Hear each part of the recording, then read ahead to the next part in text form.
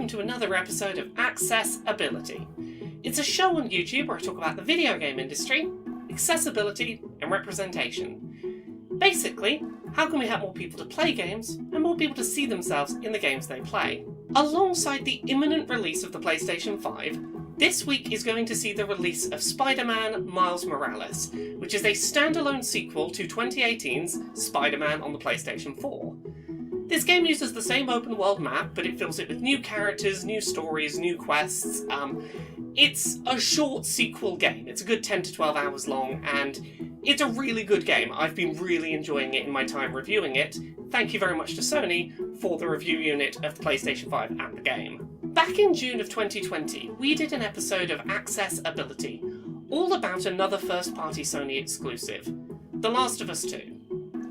No matter what you think about The Last of Us 2 as a video game, it set a brand new benchmark for what accessibility in AAA games can be on a software level. There were presets for motor disabilities, visual disabilities, hearing disabilities. You could play the entire game with no visual input, with just audio and vibrations, and that's wonderful, and I really love that. Since then, I have been watching Sony's first-party releases really carefully, hoping for this to be a trend. I have been really hoping that Sony's first-party studios would look at the praise that The Last of Us 2 got for its accessibility settings and go, we should try and do some of that ourselves. And that's why we're going to talk about Spider-Man Miles Morales today. I don't think it's quite up to that benchmark that The Last of Us 2 set, but it's heading that way. It trends in that direction really well, and I think that it deserves comparison. It's a very good attempt at trying to do something very similar, which is so good to see.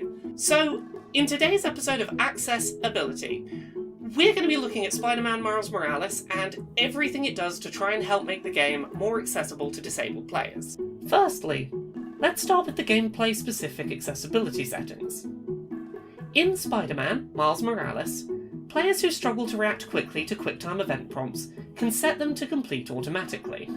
Players who have difficulty tapping buttons quickly can also switch those prompts to instead be button holds. Players with difficulty pressing buttons in quick succession can make it so that 3 webs fire at once with a single button press, making combat and puzzles easier to execute.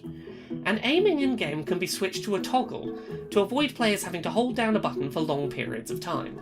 Similarly, swinging and parkour traversal can be switched to a toggle to prevent having to hold a button down, as can Venom mode, an electricity-based special attack setting, and doing tricks while swinging around. Players can slow down enemies in chase sequences to make them easier to catch up to with Chase Assist, automatically capturing the target once in range. Players can also change the sensitivity of cursors in game menus, increase the amount of auto-aim the game features as default, and increase the window of time in which players can safely dodge enemy attacks.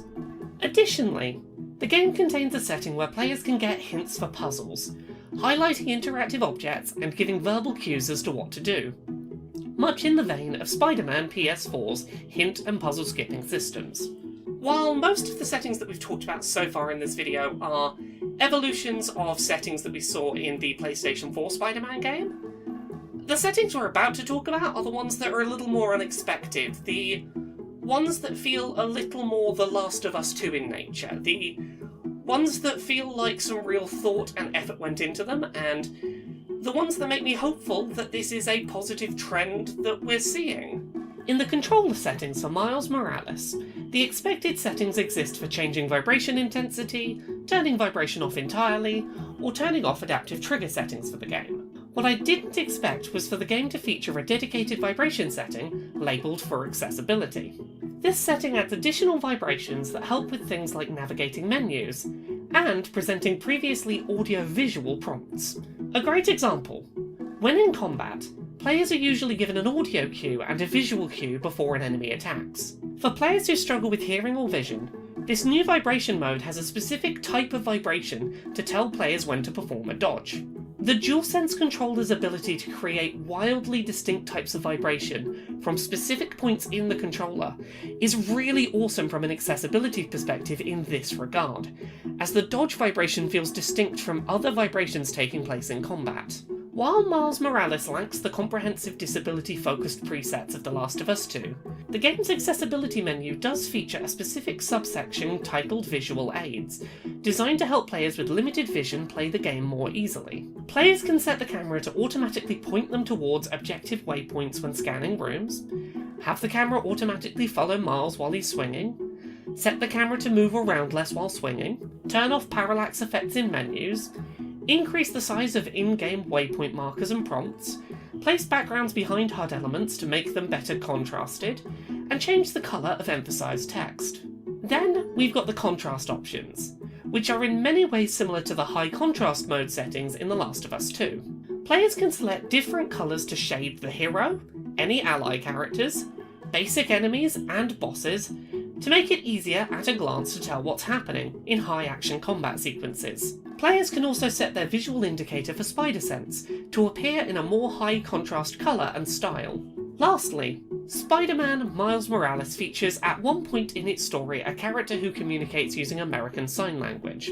For players who cannot easily read on-screen subtitles, the game has an option to read her dialogue to the player out loud. The accessibility settings on show in Spider-Man Miles Morales are a really positive step forward from the PS4 Spider-Man, and hopefully a really good sign that Sony's first-party studios are taking notice of what The Last of Us 2 did and trying to move in that direction themselves. It's a really good sign that Sony is taking this seriously and that The Last of Us 2 was not a one-off fluke for the console manufacturer. I said this back in June, but my biggest hope for Sony going into this new console generation is that they will take the lessons learned by The Last of Us 2 and encourage their first-party studios to learn from that, to try and make those same kinds of improvements. And Spider-Man Miles Morales feels like a great example of that done right. It feels like a studio looking at what got praise and going, yeah, we can do that too. Why can't our first-party game also be accessible in that same way? And that's such a reassuring sign at the launch of a console.